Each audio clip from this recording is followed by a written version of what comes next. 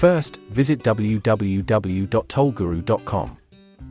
On the homepage, hover over Pricing, and click on Web Calculator Pricing. Here, you will see all the plans so as to choose the one according to your requirement. You can also opt for a free trial to get familiar with the working. Whatever you choose, you have to sign up first.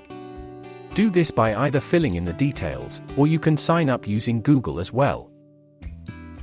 Let's fill in the details and create the account. After creating the account, go to Profile, and click on Dashboard. First, click on the Web Calculator tab. Here, you will see all the plans to choose from. If you are willing to activate the trial subscription, click Start Trial to activate the starter plan for 14 days without adding any credit card. Now your starter plan is active and will expire after 14 days, which you can see below here.